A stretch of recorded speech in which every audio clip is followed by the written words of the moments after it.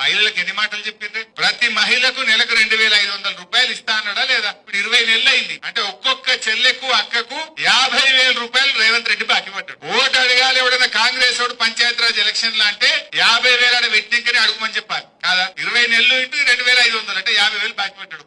అదే విధంగా మహిళలకు కేసీఆర్ 1,00,000 రూపాయలు ఇస్తాడు, మేము తులం బంగారం కలుపుతామన్నాడు. బంగారం 1,00,000 అవుతుంది. 1,00,000కు 1,00,000 2,00,000 ఇవ్వాలన్నా వద్దా? ఇచ్చిండా? తులం బంగారం పత్తా లేకుండా వీకింది. 3వ ముచ్చట ఆడపిల్లలకు స్కూటీ ఇస్తా అన్నాడు, వచ్చిందా? 4వ ముచ్చట దవాఖాన పోతే కేసీఆర్ కిట్ ఇచ్చి కడుపు నిండి అన్నం పెట్టి ఇంటికాడ దించాడు. ఉందా కిట్? ఇప్పుడు అది బంద్ అయిపోయింది. ఇట్లా ఏ విషయం చూసినా మహిళలకు వడ్డీ లేని రుణాల గురించి ఏదో బాగా మాట్లాడుతున్నారు. మీకు విషయం ఐడియా ఉండాలి. 1,00,000 కోట్ల వడ్డీ లేని రుణం ఇస్తా అన్నాడు. ఒక గ్రూప్ 20 లక్షలు అప్పు తెచ్చుకుందనుకో, 20 లక్షలకు వడ్డీ లేని రుణం ఇస్తున్నారా? ఇస్తలేదు. 5 లక్షలకే పరిమితం చేసి, అది పాత ముచ్చటేనే. కేసీఆర్ ఇచ్చిందేనే, కొత్తగా ఇచ్చింది. కేసీఆర్ ఉన్నప్పుడు కూడా 5 లక్షల వరకు వడ్డీ లేని రుణం ఉన్నది.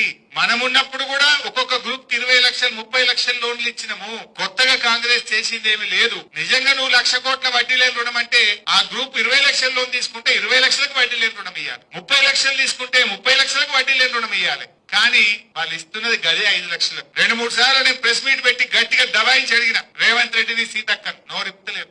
నేను అడిగిన ప్రశ్నకు సమాధానం చెప్తలేరు. ఎందుకు? గదే 5 లక్షలు మనం ఇచ్చింది తప్ప కొత్తగా ఇచ్చిందేమీ లేదు. మహిళలందరినీ కూడా మోసం చేసిండ్రు. 2,500 మోసం చేసిండ్రు, తులం బంగారం మోసం చేసిండ్రు, స్కూటీ అని మోసం చేసిండ్రు, 1,00,000 కోట్ల వడ్డీ లేని రుణమని మోసం చేసిండ్రు. ఈ రకంగా మహిళలందరినీ కూడా అబద్ధాలు చెప్పి మోసం చేస్తా ఉన్నారు. ఈ విషయాలు కూడా మీకు తెలియని ఏం కావు. అంటే యువతకు మోసం, మహిళలకు మోసం, రైతులకు మోసం. ఏ వర్గం ఒక పలాని వర్గానికి ఒక మంచి పని చేసిన అనేది లేదు.